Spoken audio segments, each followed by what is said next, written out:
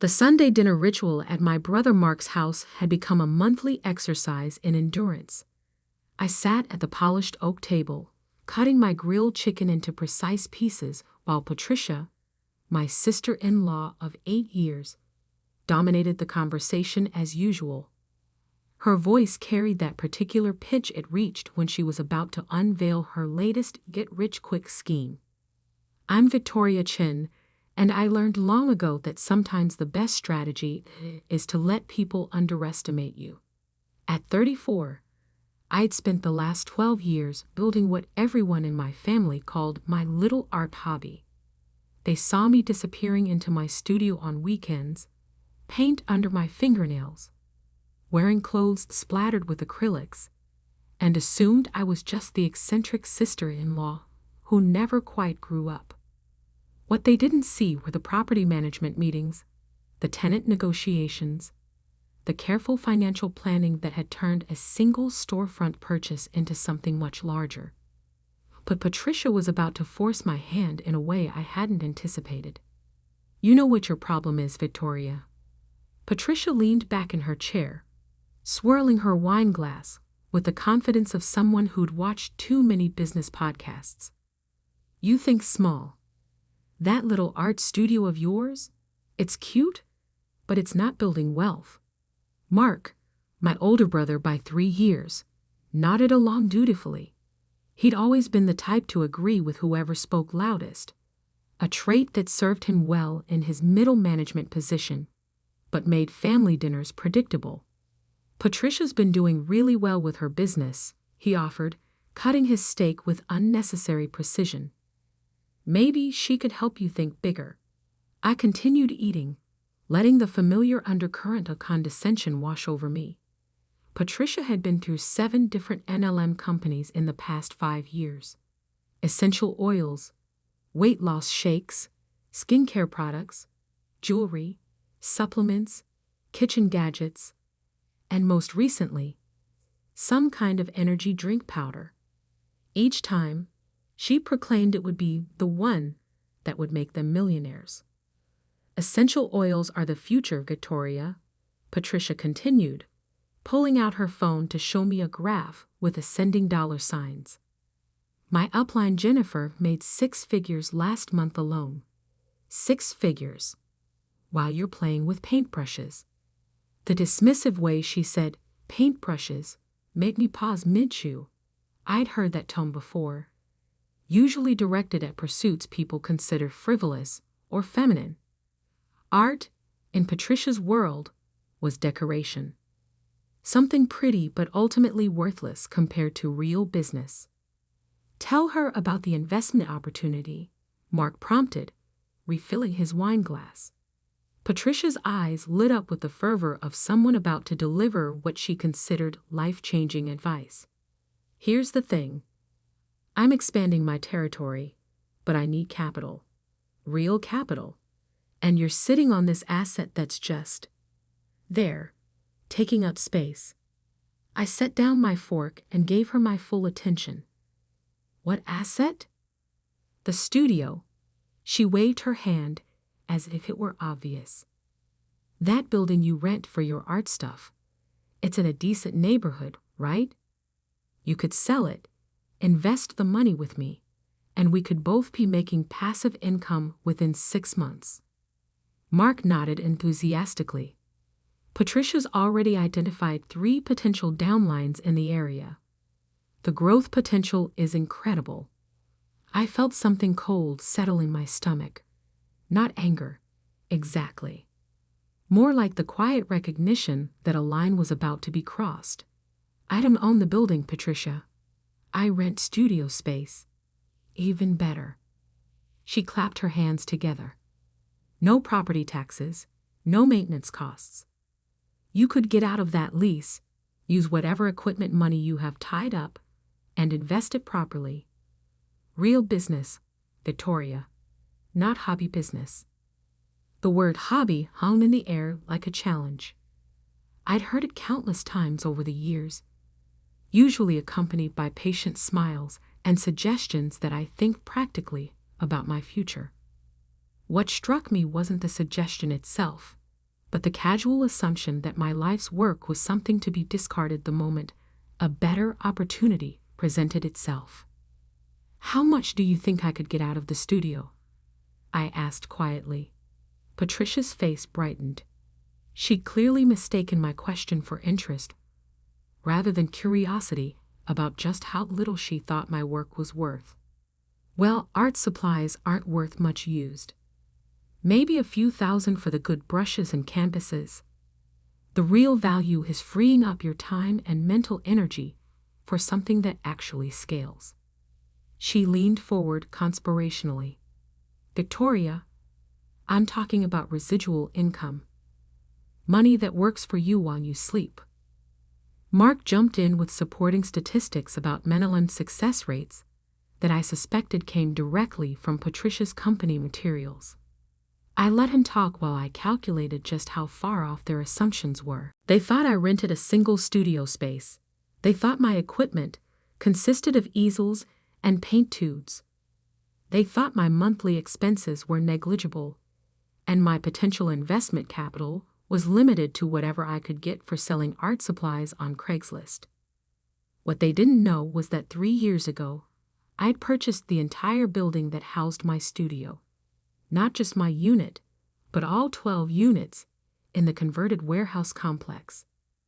What started as a way to secure my own workspace had evolved into a carefully managed property with a waiting list of artists, small businesses, and creative professionals desperate for affordable commercial space in the gentrifying neighborhood.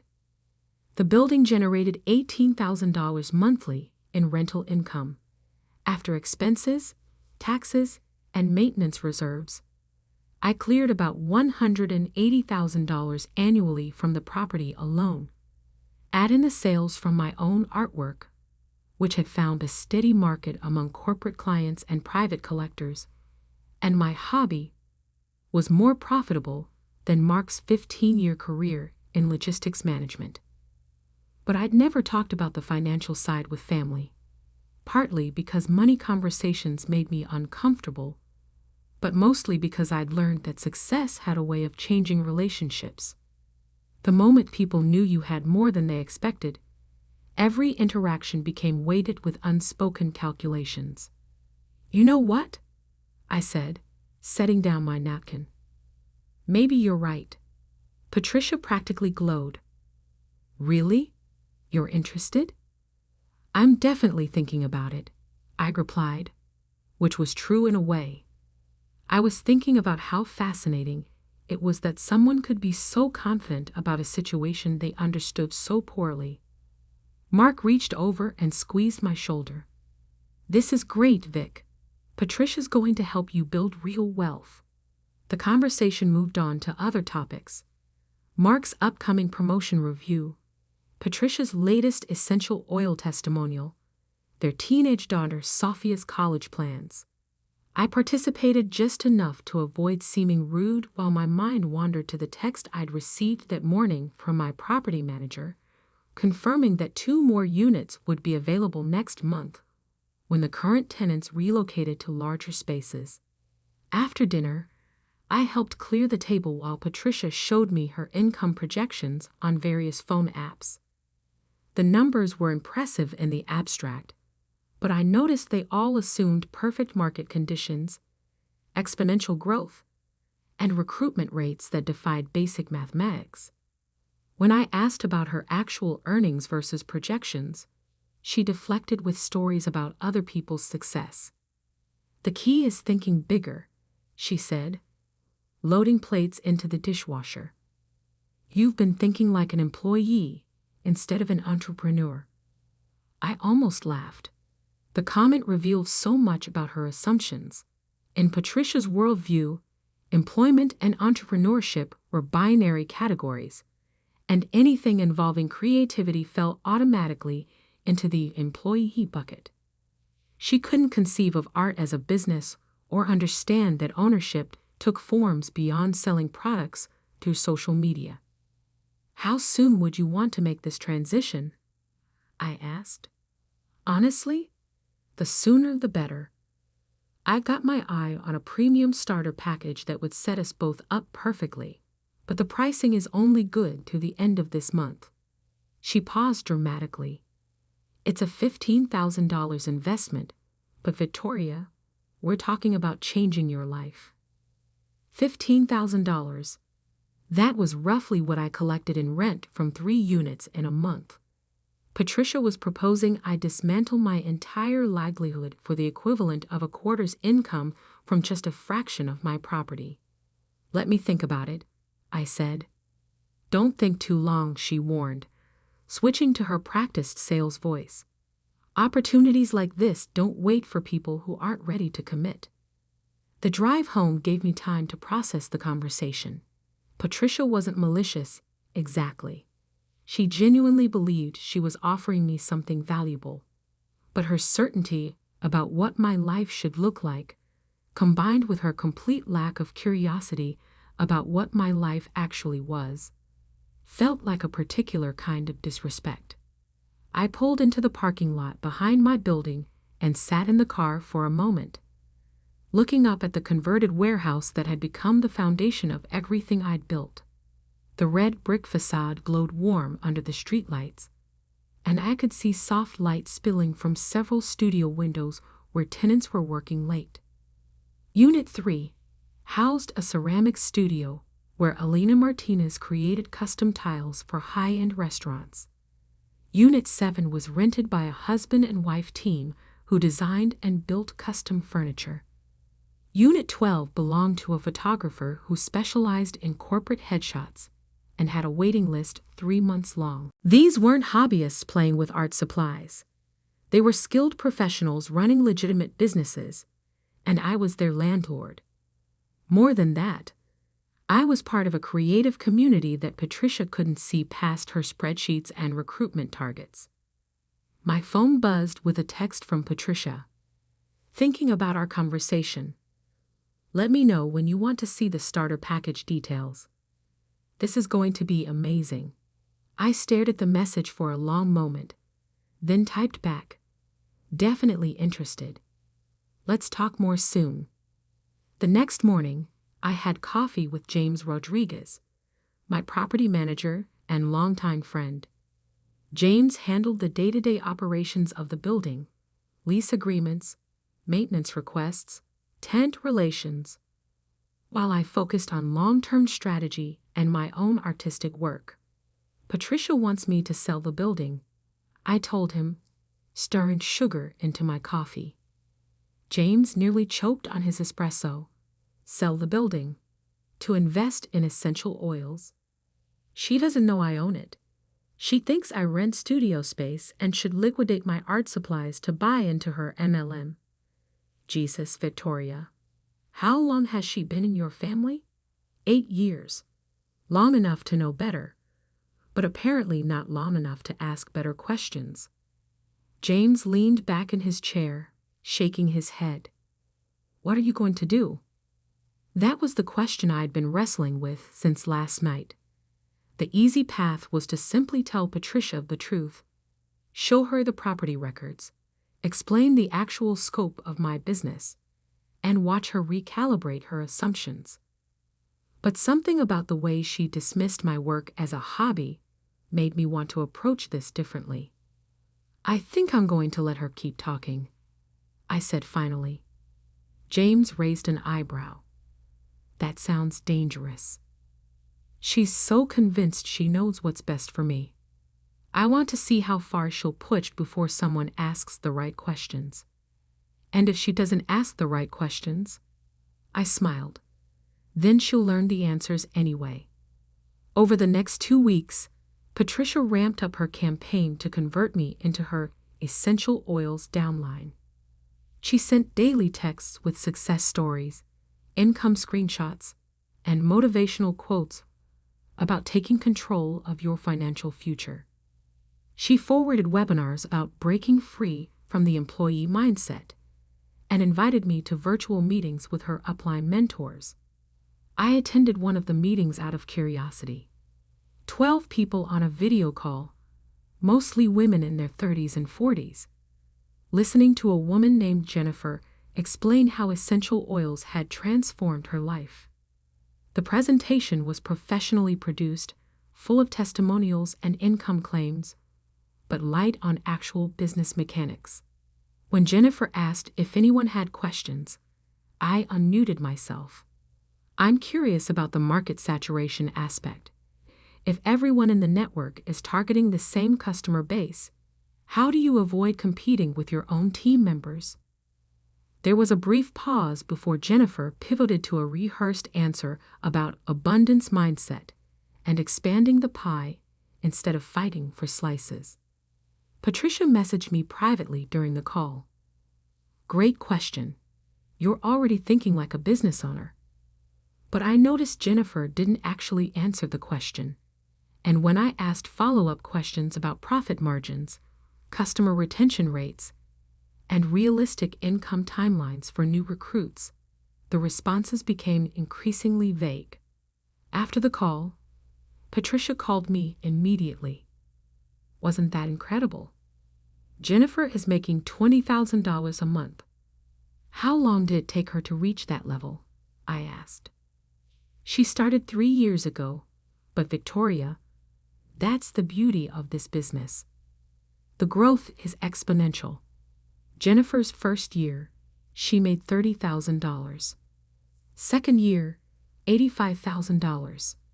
This year, she's on track for $240,000. The numbers were designed to impress, but they also revealed something Patricia hadn't considered.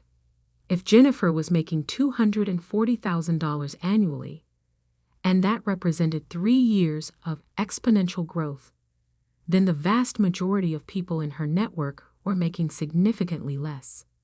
Basic mathematics. What did Jennifer do before essential oils? I asked. I think she was in marketing or something corporate. But that's exactly my point. She broke free from the rat race and created time freedom. I didn't mention that marketing skills were probably relevant to building a sales network, or that 3 years of 60-hour weeks building a business wasn't exactly time freedom. Instead, I said, "It sounds really promising, Patricia. I'm excited to learn more." The following Sunday, Patricia arrived at dinner armed with a tablet full of presentation materials and a bag of essential oil samples. She prepared what she called a personalized business proposal for my transition out of art and into entrepreneurship. "I've been thinking about your situation all week," she announced over appetizers. "And I realized we need to be strategic about this timeline." Mark beamed with pride. "Patricia's been working so hard on this. She really wants to help you succeed." Patricia pulled up a spreadsheet on her tablet. "Okay, so here's what I'm thinking. Your lease is probably month to month, right? Most art studios are flexible like that." I nodded, not bothering to correct her assumption. "Perfect. So you could give notice anytime. Now, for liquidating your equipment, I found this company that buys art supplies in bulk. They wouldn't pay retail, obviously, but you could probably get $3,000 to $5,000 for everything." She'd clearly spent time researching, which made her complete misunderstanding of my situation more fascinating than annoying. "The starter package I want you to consider is $15,000, she continued. "But here's the thing, if you can't cover it all up front, you could start with the $5,000 basic package and upgrade once you're generating income." Mark leaned forward, studying the spreadsheet. "This looks really well thought out, Patricia." "I've been doing this for 6 months now," she said proudly. "I know what works. Victoria, I'm projecting that you could replace whatever you're making from art sales within the first quarter and be making double that by month 6. "How much do you think I make from art sales?" I asked. Patricia glanced at Mark, then back at me. "Well, I mean, it's probably not a ton, right? Maybe $1,000 or $2,000 a month if you're really hustling. The point is, even if you're doing better than that with art, this business model scales in a way that art never can. 1 to 2,000 a month. Patricia had calculated my entire livelihood at the level of a part-time job. Her confidence in advising me to abandon my career was based on the assumption that my career barely existed. "You're right about scaling," I said carefully. "Art is very time-intensive." "Exactly." Patricia's eyes lit up. "You're trading time for money, which means your income is always capped by how many hours you can work.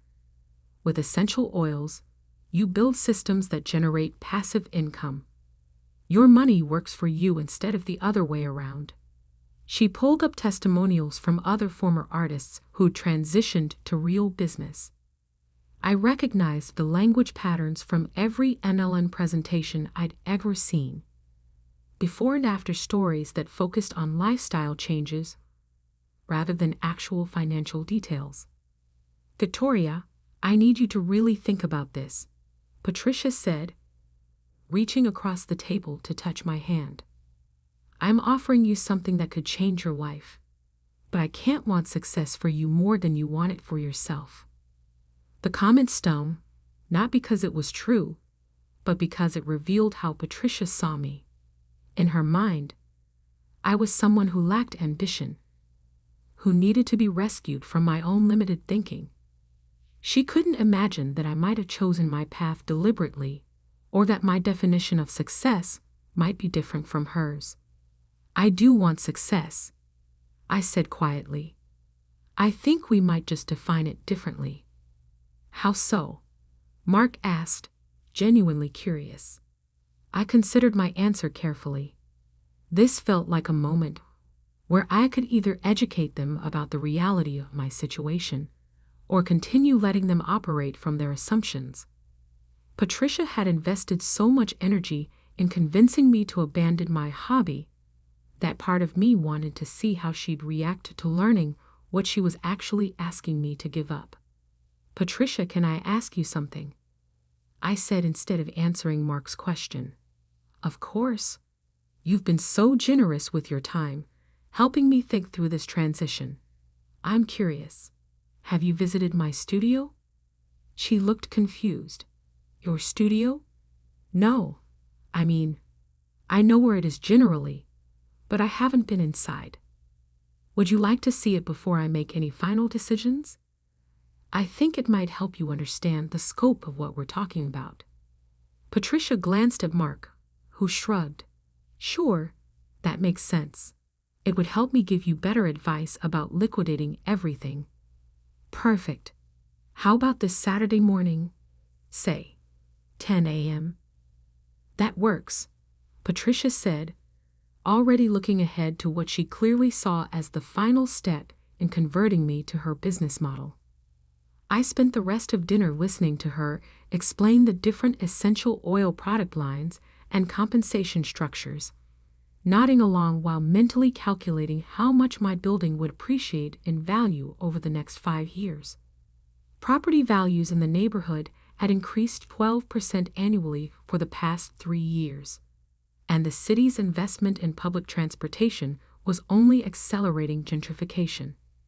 But more than the money, I thought about the community we'd built in the converted warehouse, the collaborative projects between tenants, the informal mentorship that happened when experienced artists worked alongside newer ones, the way the building hummed with creative energy on weekend afternoons when everyone was pursuing their own version of success.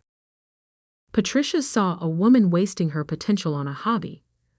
What she was about to discover was a carefully built ecosystem that supported 12 small businesses and generated more annual income than her essential oils projections promised. Saturday morning arrived crisp and bright. I got to the building early, not because I needed to prepare anything, but because I wanted a few quiet moments to appreciate what I'd built before Patricia's worldview collided with reality. Alina was already in her ceramic studio, wedging clay for a large installation piece. Through the window, I could see her moving with the fluid precision of someone who'd mastered their craft over decades.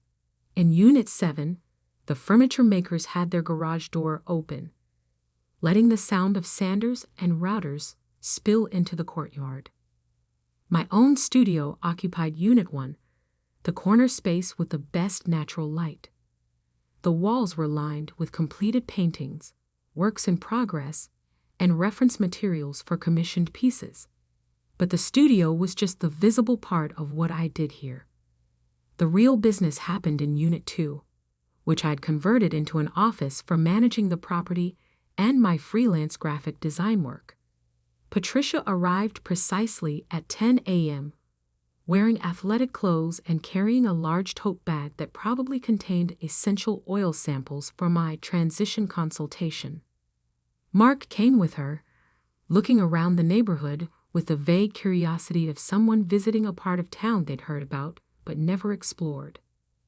"This is a nice area," Mark said as I led them toward the building entrance. "Lot of development happening." "The gentrification has been pretty dramatic," I agreed. "Property values have gone crazy." Patricia was already in assessment mode, mentally cataloging what she saw. "How much do you pay for rent here?" "It varies," I said, which was true in a way. My mortgage payment varied slightly based on property tax adjustments and escrow calculations. I led them through the main entrance, past the directory board that listed all 12 tenant businesses, and down the hallway toward my studio. Patricia was taking notes on her phone, probably calculating square footage and rental rates. "Wow, this is bigger than I expected," she said as I unlocked the studio door. The space was larger than most people expected. High ceilings, exposed brick walls, and floor-to-ceiling windows that flooded the room with natural light. My easels were set up near the windows, surrounded by organized chaos of paints, brushes, canvases, and reference materials. But it was the finished work that made Patricia stop talking.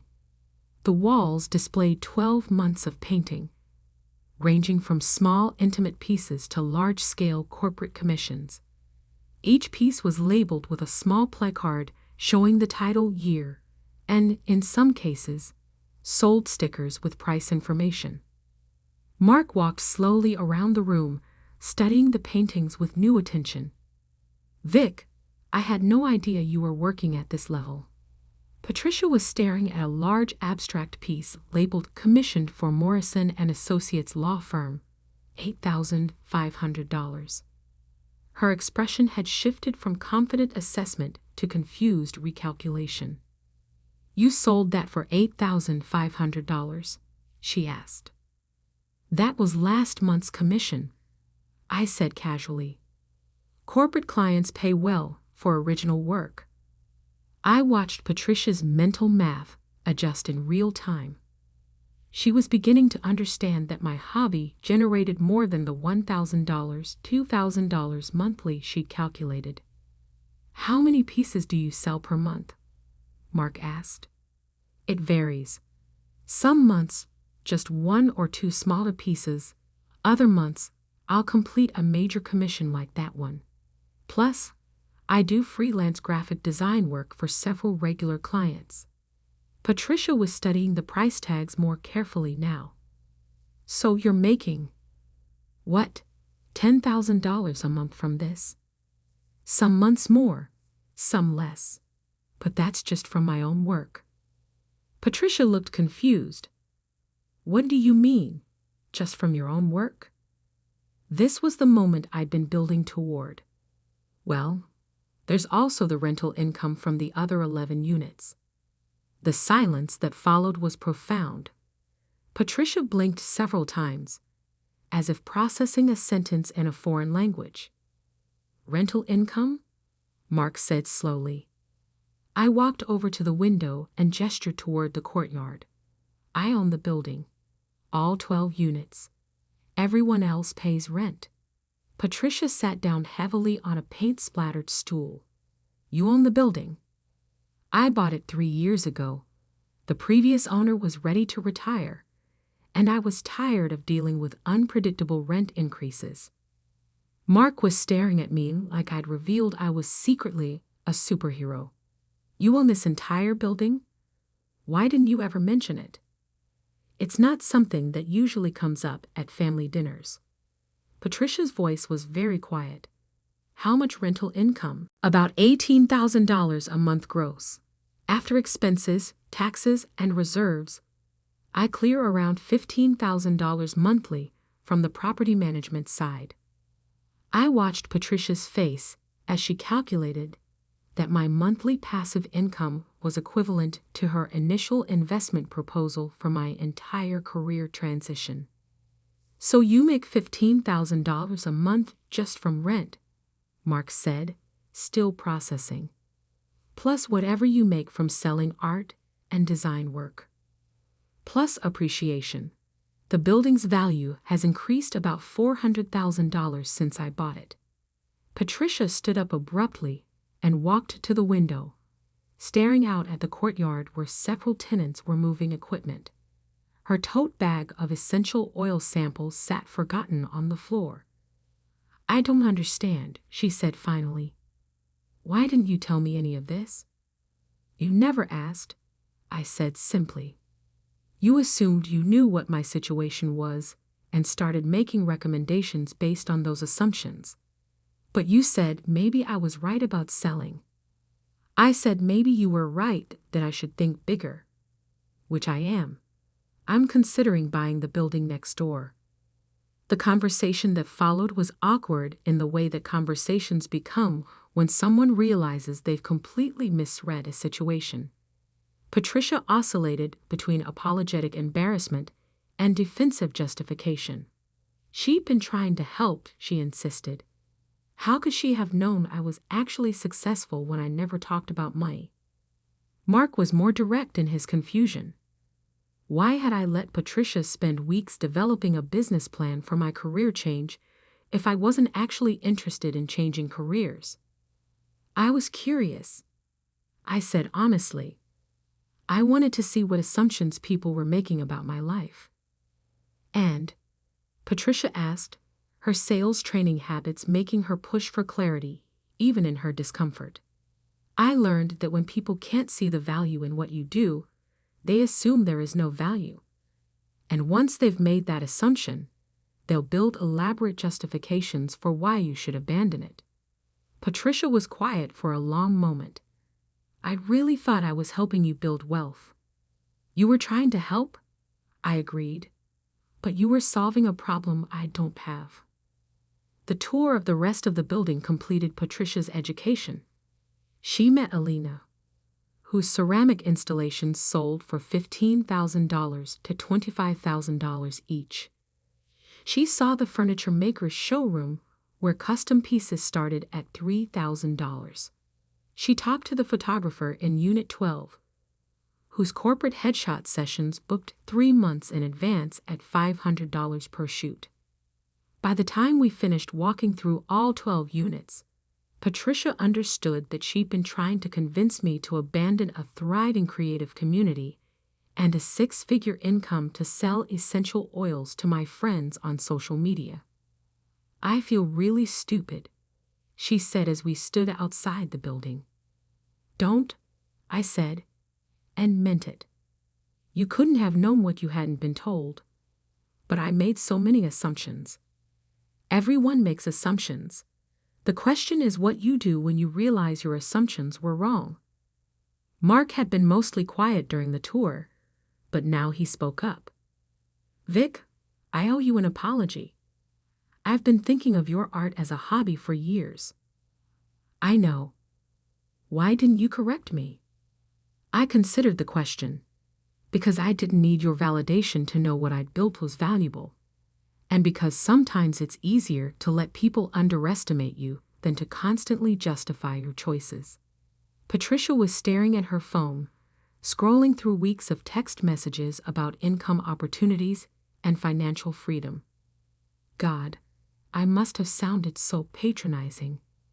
A little, I admitted, but your heart was in the right place. Was it though?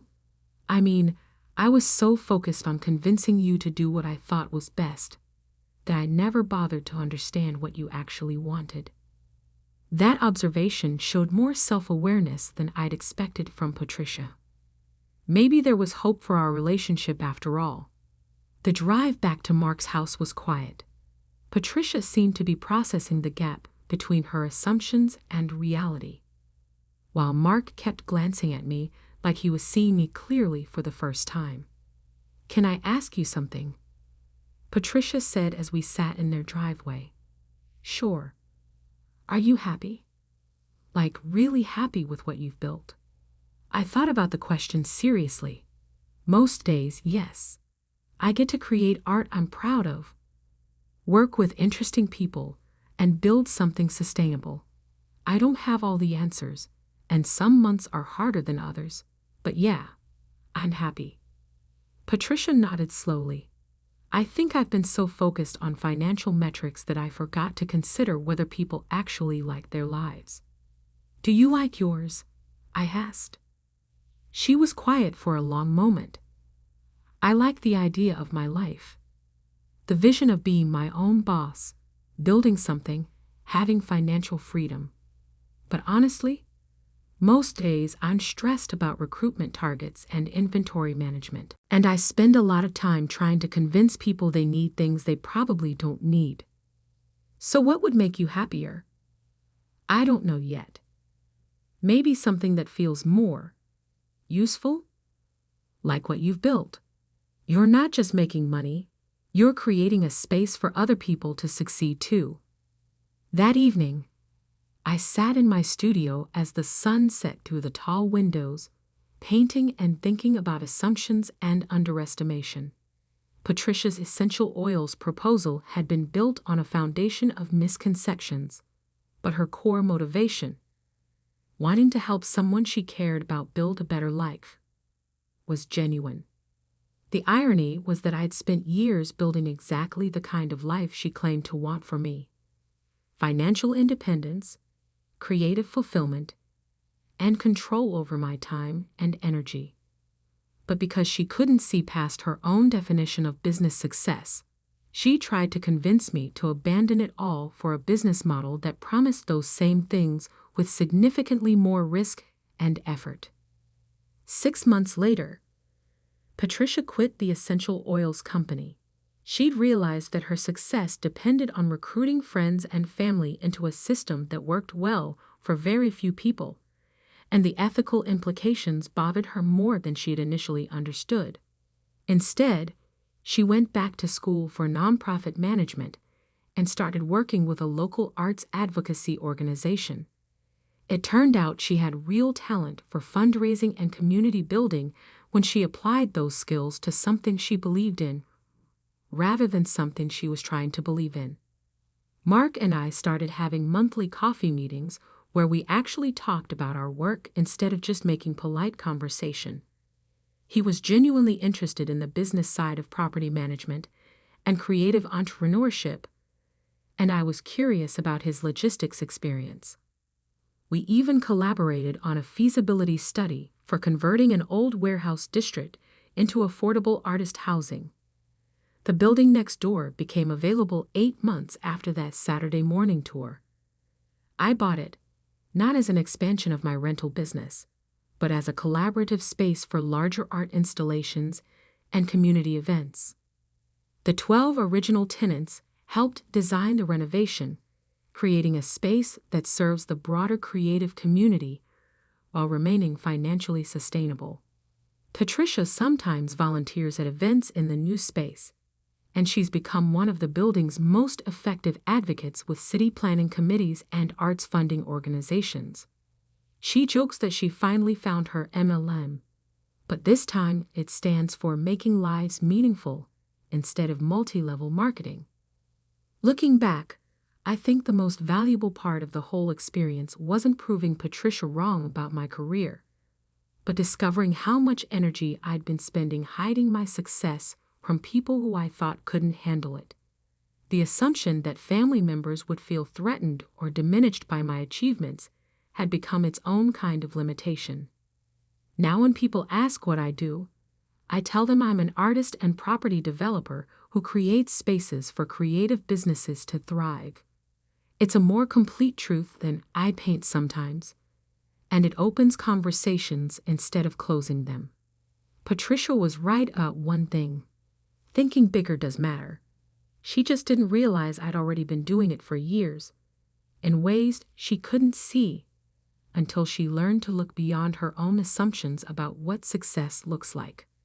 Sometimes the most radical thing you can do is simply refuse to make yourself smaller to accommodate other people's limited imagination of what your life could be. The smell of cumin and charred peppers still clung to my apron as I pulled into the commissary kitchen parking lot at 5:47 a.m. Another 14-hour day stretched ahead of me, prepping for 3 food trucks that would serve nearly 2,000 customers across Los Angeles. The rhythm had become second nature after 8 years. Arrive before dawn, prep the proteins, mix the sauces, load the trucks, and supervise the crews until the last customer was served. My name is Carlos Mendoza, and I built Hermanos food trucks from a single borrowed cart into the most successful mobile food operation in Southern California. What started as a desperate attempt to feed my family after losing my restaurant job had evolved into a 7-truck empire serving authentic Oaxacan cuisine at festivals, corporate events, and street corners from Santa Monica to East LA. Most people saw me as just another guy slinging tacos from a truck window. They didn't know about the culinary degree from the Culinary Institute of America, the years I'd spent perfecting recipes passed down from my grandmother, or the food science knowledge I'd used to develop signature sauces that had food critics comparing my trucks to high-end restaurants. What really set Hermanos apart wasn't just the food, it was the innovation. I'd spent 3 years developing a unique fermentation process for my salsas that created flavors no one else could replicate. My mole recipe used 23 ingredients in precise ratios that I'd calculated through hundreds of test batches. The meat marinades incorporated molecular gastronomy techniques I'd learned working under James Beard Award winners. But the most important thing I'd done was protect it all legally. Every signature recipe, every proprietary technique, every sauce blend was protected by patents filed through my attorney's office. I'd learned that lesson the hard way after watching other chefs have their innovations stolen by larger competitors. As I unlocked the commissary kitchen, my phone buzzed with a text from my sister Isabella. Need to talk. Coming by this morning. Important family business. Isabella and I had built Hermanos together, or so I'd thought. She joined me 3 years ago when the business was struggling to expand, bringing what she called business expertise to complement my culinary skills. What she'd actually brought was charm, ambition, and a law degree she'd never mentioned using for anything other than intimidating suppliers and landlords. I taught her everything about the food business, how to read profit margins, manage inventory, deal with health inspectors, and most importantly, how to maintain the quality standards that separated us from every other taco truck in the city. She'd been a quick learner, maybe too quick. The commissary kitchen was a cathedral of stainless steel and industrial equipment where I conducted my daily rituals. 6 gas ranges, 3 convection ovens, 2 massive refrigeration units, and enough prep space to supply a small restaurant. I designed the layout myself, optimizing every square foot for efficiency. I was halfway through preparing the carnitas when Isabella arrived, her heels clicking against the polished concrete floor. She wore a sharp business suit that looked expensive, her black hair pulled back in the severe style she'd adopted since finishing law school. In her hands was a leather briefcase that looked new. "Carlos," she said, setting the briefcase on the prep counter with deliberate precision. "We need to discuss the future of Hermanos." I continued seasoning the pork shoulder, not looking up. "What about it?" I've been reviewing our partnership agreement, she said, opening the briefcase, and I've discovered some irregularities. Something in her tone made me pause. Isabella had always been ambitious, but there was something different now, a coldness that reminded me of the prosecutors I'd watched on television. What kind of irregularities? I asked. She pulled out a folder thick with documents. Discrepancies in the ownership structure. Questions about who actually holds controlling interest in the business.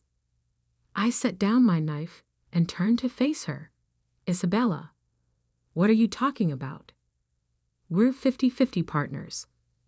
We've been through this 100 times. Her smile was sharp enough to cut citrus. Actually, brother, I think you'll find the situation is more complicated than that. She spread several documents across the prep counter, her manicured nails tapping against the stainless steel. These are the original incorporation papers for Hermanos Food Trucks LLC. Notice anything interesting? I leaned over to examine the papers, recognizing my signature on several pages. But as I read more carefully, I noticed something that made my stomach drop. The ownership percentages weren't 50-50 as I remembered. According to these documents, Isabella held 65% of the company. This is wrong, I said immediately. I never signed anything giving you majority control. Isabella's smile widened. Are you sure about that? Because your signature is right there, witnessed and notarized. I grabbed the papers, studying them more closely. The signatures looked authentic, but I clearly remembered negotiating equal partnership. These have been altered. That's a serious accusation, Carlos. I hope you have proof. The way she said it made it clear she knew I didn't. I'd been so focused on building the business that I trusted family to handle the legal paperwork. A mistake that was now staring me in the face with my own forged signature. What do you want? I asked quietly. Isabella walked over to where I had been preparing the carnitas, running her finger along the edge of the prep table. I want what's mine. Full control of Hermanos Food Trucks. Full control. You can stay on as head chef, she said magnanimously. I'm not unreasonable, but the business decisions, the expansion plans, the financial management, that all needs to be handled by someone with actual business training. I stared at her, this woman I'd taught to dice onions, who'd learned to balance spice levels by watching me work 18-hour days. Isabella, I built this business from nothing, and I've grown it into something profitable, she replied. But we've reached the limits of what your approach can accomplish. It's time for professional management. She reached into her briefcase again and pulled out another set of documents. These are transfer papers. Sign them, and you can continue doing what you do best, cooking. Refuse, and I'll be forced to exercise my majority ownership rights anyway. I looked at the papers, then back at my sister. You planned this. I prepared for this, she corrected. There's a difference. The kitchen fell silent except for the hum of refrigeration units and the distant sound of traffic beginning to build outside. I thought about the years I'd spent building Hermanos, the early mornings, the rejected loan applications, the nights I'd stayed up developing recipes while Isabella was in law school. You always were the dumb one, Carlos, Isabella said, her voice taking on the tone she used when we were children and she'd gotten me in trouble with our parents. I've got lawyers, you've got grease stains. The casual cruelty of it hit me like a physical blow, but instead of anger, I felt something else, a cold clarity I'd learned from years of managing high-pressure kitchen situations. I walked to the key rack near the door and removed 7 sets of truck keys, each marked with the name of one of our locations. Isabella watched me with satisfaction as I placed them on the prep counter next to her documents. Take them, I said quietly. Her eyebrows rose slightly. Just like that? You want the business? You've got it. I signed the transfer papers without reading them, my signature steady despite the betrayal burning in my chest. Isabella gathered the documents with the efficiency of someone who'd planned this moment for months. You're making the right choice, she said, but I detected a note of surprise in her voice. She'd expected a fight. I know, I replied. What Isabella didn't know was that she just signed papers taking ownership of 7 food trucks, 3 commissary kitchens, and a customer database. What she didn't own were the recipes, the proprietary techniques, or the trade secrets that made Hermanos successful. Because 5 years ago, acting on advice from my intellectual property attorney, I'd filed patents on every significant recipe and cooking process we used. The fermentation method for my salsas, the precise blend of spices in my mole, the molecular gastronomy techniques I'd adapted for food truck service, even the specific temperatures and timing for my carnitas preparation. All of it was protected under my name, not the business name. Isabella now owned a fleet of trucks that legally couldn't serve the food that made them successful. After she left, keys and documents in hand, I sat in the empty commissary kitchen and allowed myself exactly 5 minutes of grief. Not for the business, I could build another one, but for the sister I thought I knew, who just revealed herself to be someone I'd never really understood. Then I picked up my phone and called my attorney. Patricia, I said when she answered. It's Carlos. I need to discuss licensing agreements for my food patents. I was wondering when you'd call, she said. I heard through the grapevine that there might be some changes at Hermanos. Isabella took over the business today, used forged documents to claim majority ownership. There was a pause. And the patents? Still mine. All of them. Then she's about to have a very expensive education in intellectual property law. The first signs of trouble appeared within a week. Isabella had immediately started improving operations, bringing in consultants and efficiency experts who didn't understand the delicate balance of flavors that made our food special. She'd also fired 3 of our most experienced cooks, replacing them with cheaper labor. By the second week, I started getting calls from longtime customers complaining about the food quality. The carnitas were overcooked. The salsa verde lacked the complex fermented tang that had made it famous. The mole tasted flat and one-dimensional. Carlos, said Miguel Ramirez, who ran a construction company that had been ordering lunch for his crews for 3 years. What happened to the food? My guys are saying it tastes like every other truck. I explained that I was no longer involved in day-to-day operations, which was technically true. What I didn't mention was that Isabella's new cooks were trying to reverse engineer my recipes without understanding the science behind them. On Thursday of the 3rd week, I received a call from Derek Chen, the food critic for Le Weekly, who'd written the review that had launched Hermanos into citywide recognition. Carlos, I need to ask you something, Derek said. I ate at your truck yesterday, and the food was different. Not bad exactly, but not the same. Has something changed? New management, I said carefully. The mole especially.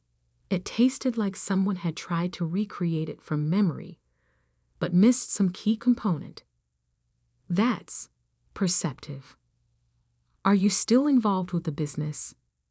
I looked out the window of my apartment, where I'd been spending my days developing new recipes and planning my next move.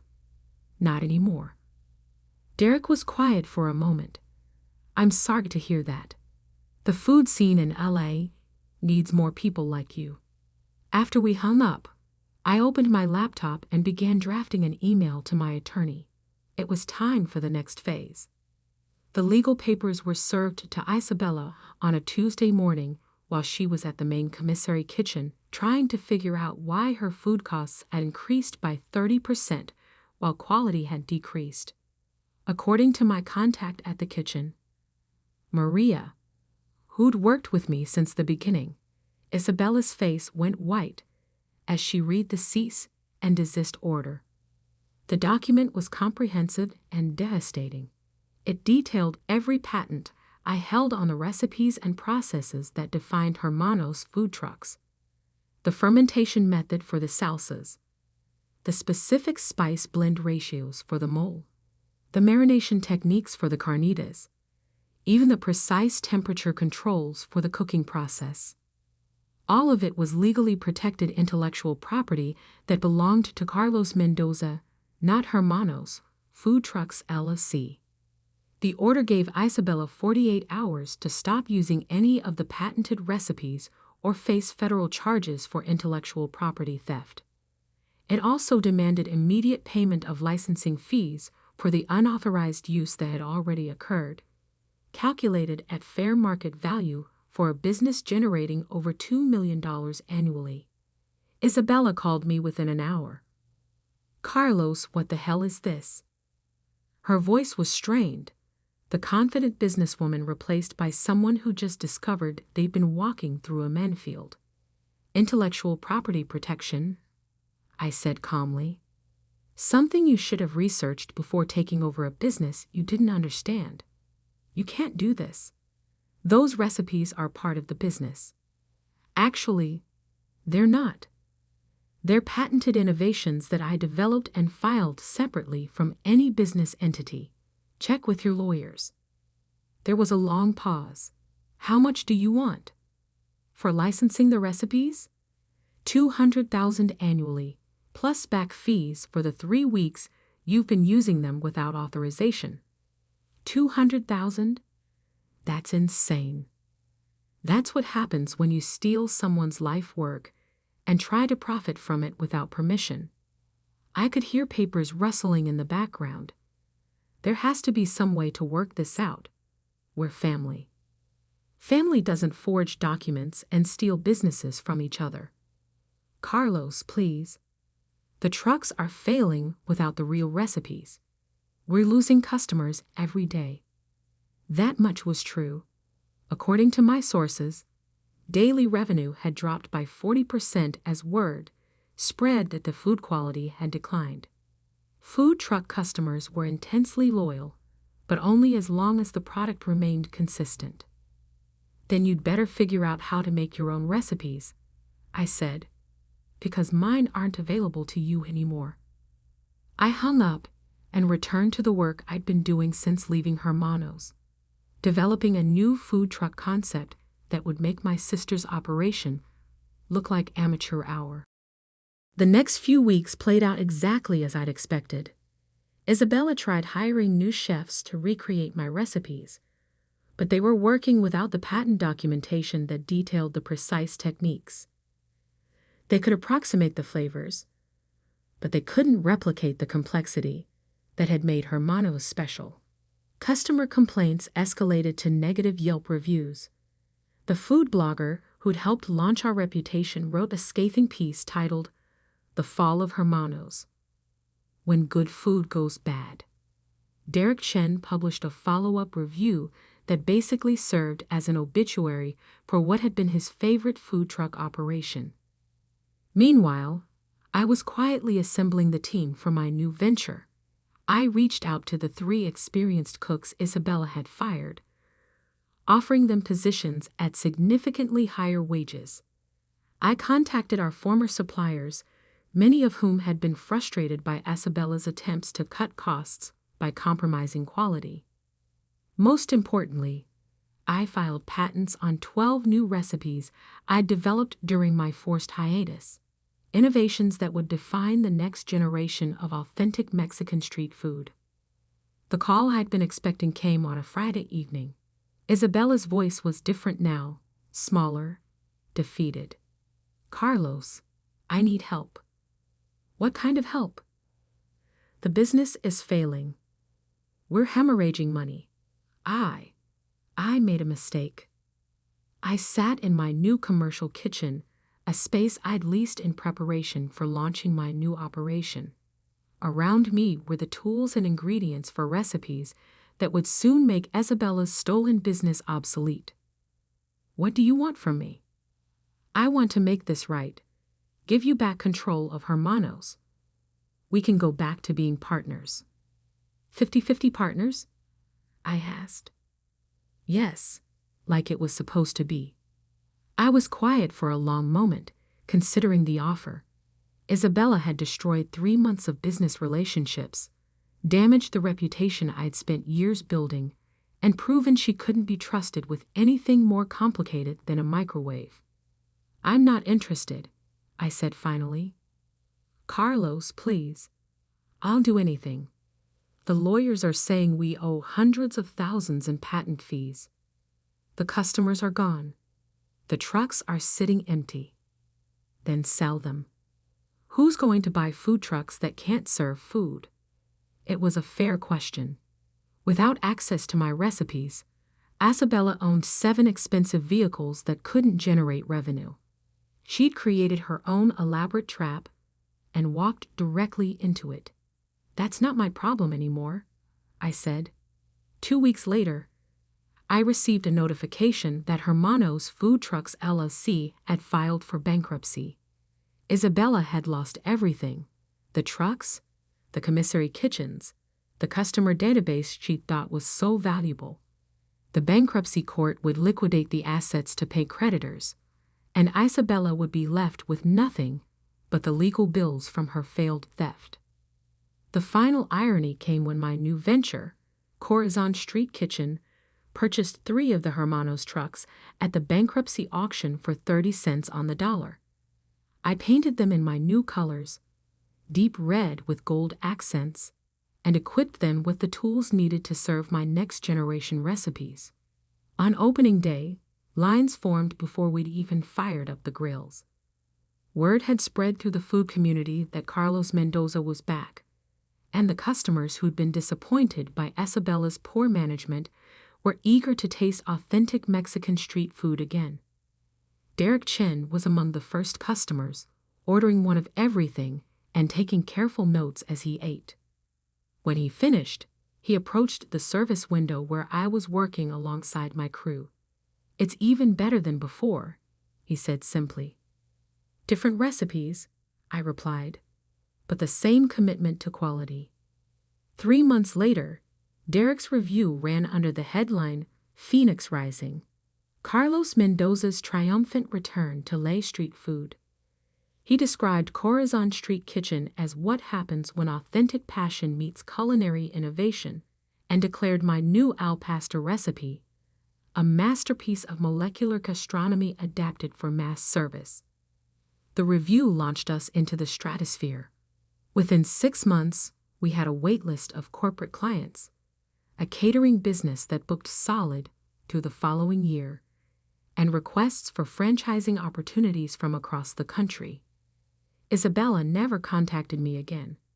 According to mutual acquaintances, she'd moved back in with our parents and was working as a paralegal for a personal injury firm. The law degree that had seemed so impressive when she was stealing my business hadn't prepared her for the realities of intellectual property law or the food service industry. Sometimes I wondered if I should feel guilty about her downfall. Then I remembered her words: "You always were the dumb one, Carlos. I got lawyers. You've got grease stains." She'd been half right. I did have grease stains. But I also had something she'd never understood: the knowledge that real success comes from creating value, not stealing it. The patience to protect your innovations before someone tries to take them, and the wisdom to know that family loyalty has to work both ways. A year after Isabella's betrayal, I stood in my new flagship restaurant, a brick-and-mortar location in the Arts District that served as both a showcase for my culinary innovations and the headquarters for what had become a multi-million-dollar food empire. The walls were lined with patents, awards, and photos from the early days when I had served customers from a single borrowed cart. my phone buzzed with a text from Derek Chen. Heard through the grapevine that someone's trying to sell a tell-all book about the real story behind Hermanos. Interested in commenting? I smiled and typed back. No comment necessary. The food speaks for itself. Because in the end, that's what it always came down to. Isabella had thought she could steal a business by forging documents and hiring lawyers. But you can't steal passion, expertise, or the kind of innovation that comes from dedicating your life to perfecting a craft. She'd taken my trucks and my customers, but she'd never understood that those were just the delivery mechanism.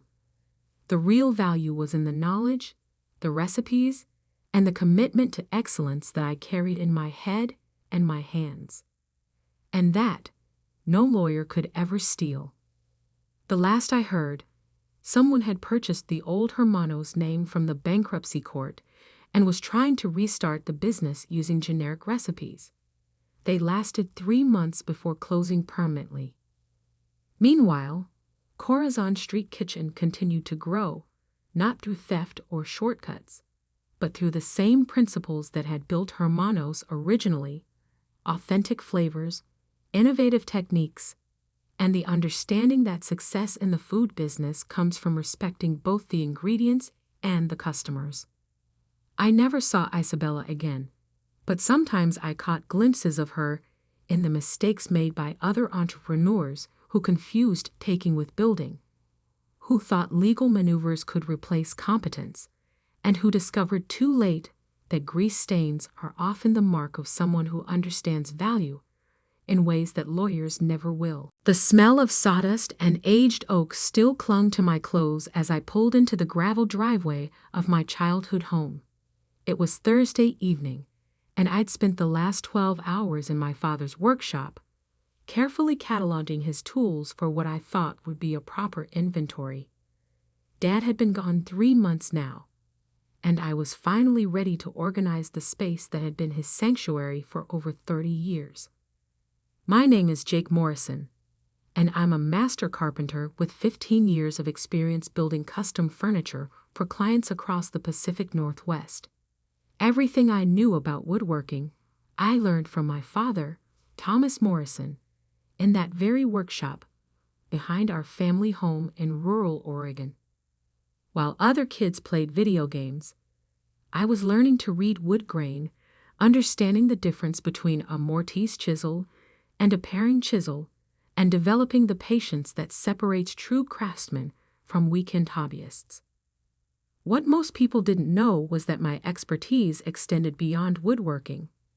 During my time at Oregon State, I double majored in forestry and geology, writing my senior thesis on mineral deposits in the Cascade Range. I understood soil composition, mineral rights law, and land surveying almost as well as I understood dovetail joints and wood finishing. The house looked different in the fading light. My mother, Linda, had remarried 2 years ago to Frank Kellerman, a loud, heavy-set man who sold insurance and treated our family property like his personal kingdom. Frank had never understood my father's workshop, viewing it as a waste of valuable space that could be better utilized. As I walked toward the back door, something felt wrong. The workshop, which should have been locked tight, stood wide open. Light spilled from the doorway, and I could hear voices, multiple voices, coming from inside. I quickened my pace, rounding the corner of the house to see a sight that stopped me cold. 3 men were systematically loading my father's tools into a large pickup truck. His prized 1952 Delta table saw, the hand planes he'd inherited from his own father, the custom-built workbench where I'd learned to turn my first bowl. Everything was being carried out like inventory from a closing store. "Hey!" I called out, breaking into a run. "What the hell is going on here?" Frank emerged from the workshop, a clipboard in his hand and a satisfied smirk on his face. He wore his usual uniform, khaki pants that strained against his belly, a polo shirt with visible sweat stains, and the kind of cheap dress shoes that squeaked when he walked. "Jake," he said, not bothering to look apologetic, "didn't expect you back so soon. Why are these men taking my father's tools?" I demanded, watching as one of them struggled to load Dad's precision router table. Frank's smirk widened. "Your daddy's gone, boy. Time to stop living in the past." The casual cruelty of those words hit me like a physical blow. I looked at the men loading the truck. They moved with the efficiency of professionals, clearly not random thieves but legitimate buyers who'd arranged this transaction. "You sold them," I said, the reality sinking in. "Damn right I did," Frank replied, consulting his clipboard. $8,000 for the lot. Not bad for a bunch of old tools gathering dust. $8,000. I knew the value of those tools better than anyone. The Lie-Nielsen hand planes alone were worth $3,000. The vintage Stanley chisels, still sharp after decades of use, were collector's items worth hundreds each. The total value was closer to $30,000. "You can't do this," I said, stepping toward the truck. "These tools belong to who?" Frank cut me off. "Your dad's dead, Jake. And last I checked, this property belongs to me and your mother now." One of the buyers, a thin man with calloused hands, looked uncomfortable. "Maybe we should wait," he said to Frank. "If there's a family dispute." "There's no dispute," Frank said firmly. "I've got the bill of sale right here. Everything's legal." He pulled a folded paper from his pocket and waved it in my direction. I could see my mother's signature at the bottom, right next to Frank's scrawled name. "Where's my mother?" I asked. "Linda's inside watching her shows. She agrees this is for the best. Can't have you hanging around here forever, playing with Daddy's toys." The men continued loading, and I watched each piece of my inheritance disappear into the truck bed. The spokeshave my father had made by hand. The mortising machine he'd saved for months to buy. The collection of wooden handles, each one worn smooth by decades of use. "This isn't over," I said quietly. Frank laughed, a harsh sound that echoed off the workshop walls. "Yeah, it is. You need to grow up, Jake. Find yourself a real job instead of playing carpenter with dead man's tools." I watched the truck drive away, taillights disappearing into the Oregon darkness. Frank headed back toward the house, whistling tunelessly, leaving me standing in the empty workshop. The space felt hollow now, echoing with the absence of 30 years of accumulated craftsmanship. But as I stood there in the dim light, I remembered something Frank had overlooked, something my father had specifically mentioned to me just months before his death. "Jake," Dad had said, sitting on his workbench after finishing a particularly challenging restoration project, "there's something you need to know about this land. Something I never told Linda or anyone else." He pulled out a manila envelope from his desk drawer, yellowed with age. Inside were documents I'd barely glanced at then, focused as I was on learning his techniques for steam-bending wood. When my father bought this property in 1963, Dad had continued. He made sure to retain the mineral rights, separate from the surface rights. "I've never done anything with them, but they're yours when I'm gone, all legal and proper." At the time, I'd nodded absently, more interested in discussing lumber grades than legal documents. But now, standing in the violated space of my father's workshop, those words took on new significance. I drove home to my apartment in town, my mind racing. That night, I pulled out every document my father had ever given me, searching through the box I'd stored in my closet after his funeral. Birth certificates, insurance papers, the deed to his workshop space, and there, at the bottom, the mineral rights documentation. The papers were complex, full of legal language that took me hours to parse. But the essentials were clear. Thomas Morrison had retained exclusive mineral rights to a 12-acre parcel that included the workshop, the surrounding forest, and the hillside behind the house. Those rights were specifically bequeathed to me, his son, completely separate from any property transfer involving the surface land. More importantly, I remembered something from my geology coursework. The Cascade Range was rich in zeolite deposits, minerals used in water filtration, industrial catalysts, and construction materials. A professor had mentioned that particular area of Oregon as having significant commercial potential that had never been properly surveyed. The next morning, I called Peterson Geological Surveys, a firm I'd worked with during my university research. Dr. Amanda Peterson had been my thesis advisor and one of the few people who understood both the academic and commercial aspects of mineral exploration. "Jake," she said when I explained the situation, "are you certain about the mineral rights?" "Completely certain. I got the documentation." "And your stepfather sold surface assets without realizing he doesn't own what's underneath?" "That's exactly what happened." There was a pause. "You know, I've been wanting to do a survey of that area for years. The geological reports from the 1970s suggested significant zeolite deposits, but no one ever followed up." Within a week, Dr. Peterson had arranged for a full mineral survey of the property. The process required accessing the land, which meant dealing with Frank and my mother. I drove out to the house on a Saturday morning, armed with legal documents and a surveyor's map.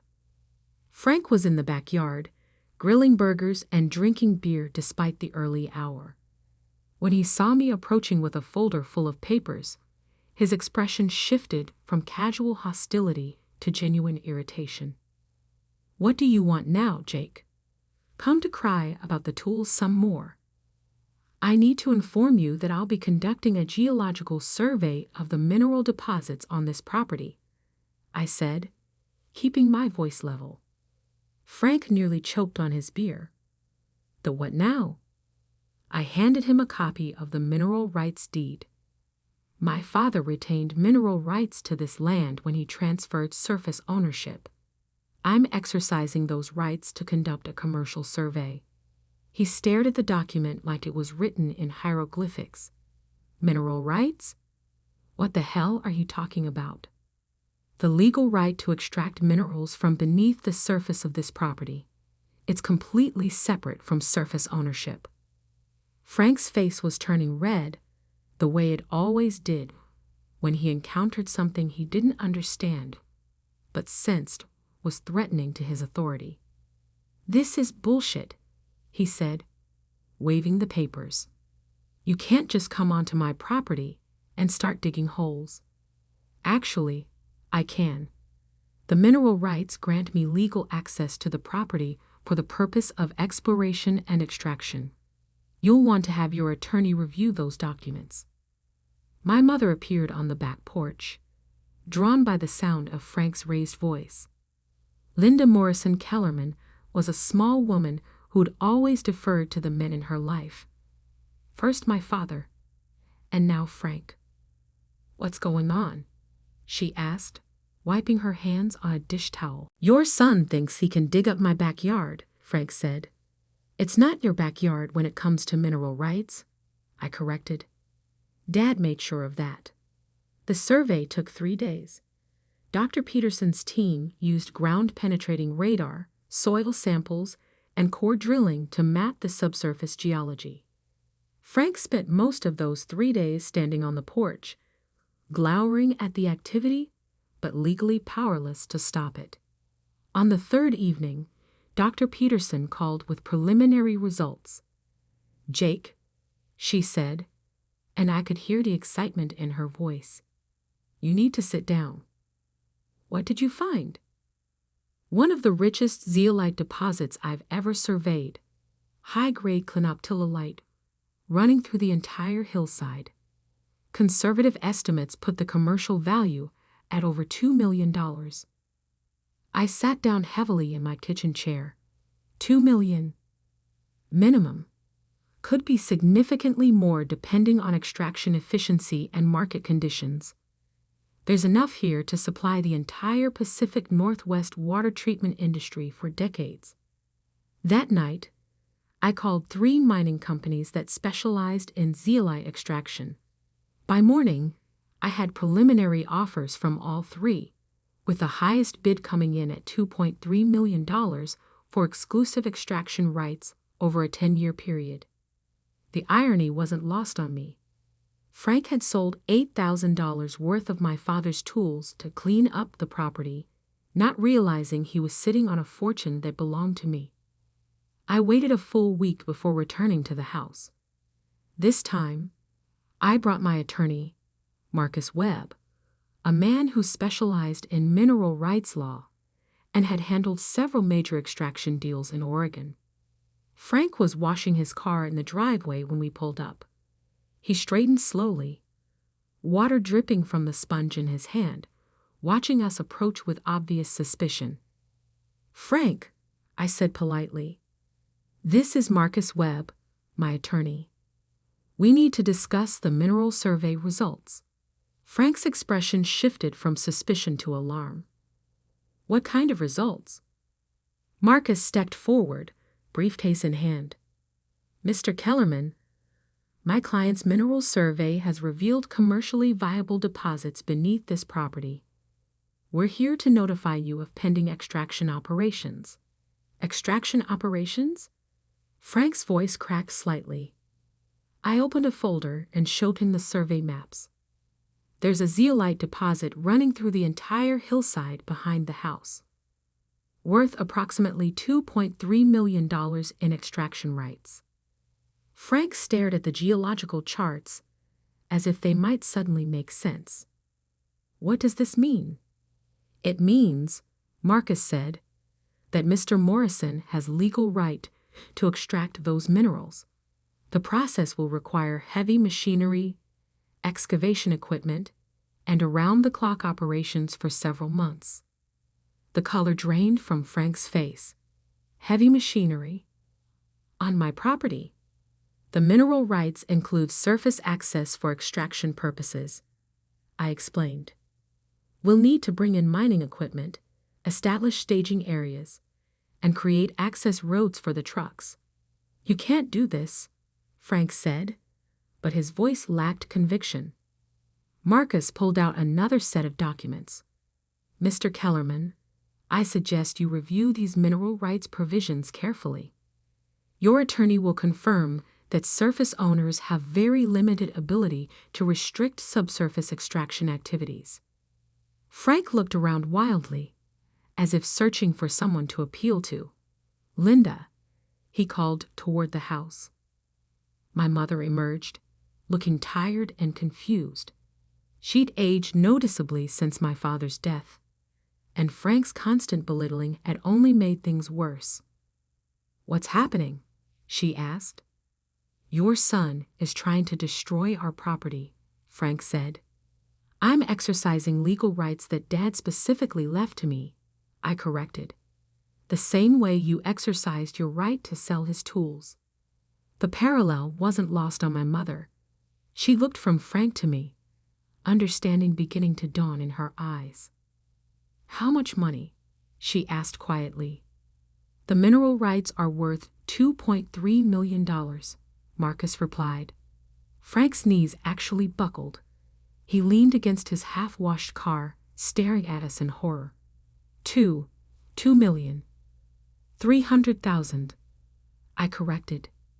The extraction company's offer is for $2.3 million. The silence stretched for nearly a minute. Frank opened and closed his mouth several times, but no words came out. Finally, he managed to speak. "There has to be some mistake." "No mistake," Marcus said.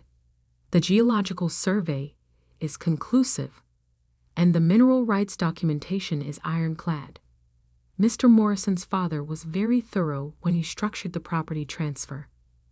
I watched Frank process this information, seeing the exact moment he realized what he'd done. He'd sold my father's tools for $8,000 while sitting on land that would generate nearly 300 times that amount. Land he couldn't touch legally. The extraction process will begin in 6 weeks, I continued. You'll want to prepare for significant disruption to your daily routine. Disruption? Frank's voice was barely a whisper. Marcus consulted his notes. Excavation equipment operates from 6 a.m. to 10 p.m., 6 days a week. There will be truck traffic, industrial noise, and temporary access roads through portions of the surface property. Frank sank onto the hood of his car, the weight of his mistake finally hitting him. This will destroy the property value. Surface property value, I agreed.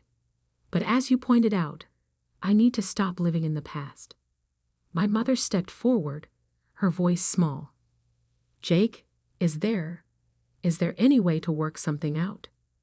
I looked at her, remembering how she'd signed the papers to sell Dad's tools without even consulting me.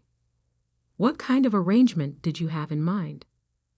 Maybe we could share the mineral rights, since it's family? Frank perked up at this, nodding eagerly. Yeah, family should stick together. I pretended to consider the offer. Well, I suppose family is important. You're right about that. Hope flickered in Frank's eyes. Of course, I continued. I wasn't considered family when you sold my father's life's work to strangers. But I'm willing to discuss terms. What terms? Frank asked desperately. First, you'll return every tool you sold from my father's workshop. That's impossible, Frank protested. I don't even know who bought them all. Marcus consulted his briefcase again. Actually, we've been able to track most of the purchases through the auction house records. The total buyback cost would be approximately $15,000. Frank's face went pale again. $15,000? You said you sold them for $8,000. That was a wholesale price to a dealer, I explained. Retail replacement cost is nearly double. Second, I continued, you'll sign over surface ownership of the workshop and surrounding 2 acres back to me. Fair market value is about $40,000. $55,000 total, Frank calculated weakly. And third, I said you'll publicly apologize for your disrespect to my father's memory and acknowledge that you were wrong to dispose of his tools without consulting his son. Frank looked like he might be sick. And if I agree to all that, then I'll pay you 10% of the mineral extraction proceeds, about $230,000 over the 10-year contract period. It wasn't a generous offer, but it was more money than Frank would see in a lifetime of selling insurance, and it was far more than he deserved. We'll need your decision within 48 hours, Marcus said. The extraction company requires clarity on surface access agreements before they begin operations. As we drove away, I could see Frank in my rearview mirror, still sitting on his car hood, staring at the hillside behind his house like it had personally betrayed him. The next morning, Frank called my attorney. He agreed to every term. The buyback process took 3 weeks. Frank had to liquidate part of his retirement savings to purchase the tools from their new owners, many of whom were reluctant to sell. The 1952 Delta table saw alone cost him $2,200 to buy back, nearly 3 times what he'd sold it for. I was there when the tools returned to the workshop, watching Frank personally carry each piece back to its original place. His hands shook as he positioned my father's hand planes on their designated shelf, and sweat soaked through his shirt despite the cool Oregon weather. This the last of them, Frank said as he placed the final chisels set on the workbench. I ran my hand along the familiar surface of my father's most prized possession. the custom workbench he'd built from old-growth Douglas fir. "You know, Frank, these tools are worth more than you paid to get them back." His shoulders sagged. I figured that out. My father spent 30 years collecting these. Each one has a story, a purpose. They're not just tools. They're a legacy. Frank nodded miserably. I didn't understand. "No," I agreed. "You didn't." The mineral extraction began 2 months later. True to Marcus's warning, the operation completely disrupted life at the house. Massive trucks rumbled past Frank's front door at all hours, hauling zeolite ore to processing facilities in Portland. The noise was constant, the dust inevitable. Frank and my mother moved into a rental house in town after the second week. The insurance salesman who'd been so proud of his rural property found himself essentially homeless, watching from a distance as heavy machinery carved into the hillside behind what had been his sanctuary. The extraction process revealed even more extensive deposits than Dr. Peterson had initially projected. The mining company increased their offer twice, eventually settling on a total contract value of $2.8 million.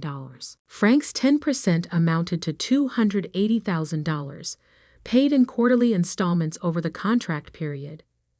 It was more money than he'd ever seen at once, but it came with a constant reminder of how much more he'd cost himself through ignorance and greed. On a crisp October morning, exactly 1 year after Frank had sold my father's tools, I stood in the restored workshop, running my hand along the familiar workbench. Every tool was back in its proper place, the space once again feeling like the sanctuary my father had intended. The mineral extraction was nearly complete, the hillside scarred, but healing. Frank and my mother had moved permanently to town, unable to tolerate the disruption to their quiet rural life. They'd eventually sold their surface rights to a developer who planned to build vacation cabins once the mining operation concluded. I used a portion of the mineral proceeds to purchase those surface rights myself, ensuring that my father's workshop would remain undisturbed. The rest of the money went into a trust fund that would support my woodworking business and eventually fund a vocational school for traditional crafts. Sometimes I think about Frank's incredulous question, $2 million? He'd said it like an accusation, as if I'd somehow cheated him by knowing things he didn't. But that was always his problem. He never understood that knowledge has value, that respecting the past can unlock the future, and that dismissing someone as a dreamy boy playing with daddy's toys can be the most expensive mistake of your life. My father had taught me that good craftsmanship requires patience, attention to detail, and respect for the materials you work with. Those same principles applied to legal documents, mineral rights, and family relationships. Frank had failed to understand any of them. As I selected a chisel from my father's restored collection and began work on a new project, I could almost hear Dad's voice echoing in the workshop. "Measure twice, cut once, son, and always check your facts before you make a deal." It was advice Frank probably wished he'd received before he decided to sell a dead man's tools and sit on a fortune he didn't know he couldn't touch. The workshop was quiet now, except for the familiar sounds of woodworking, the whisper of sharp steel through aged hardwood, the gentle tap of mallet on chisel, the soft susurrus of sandpaper smoothing rough edges.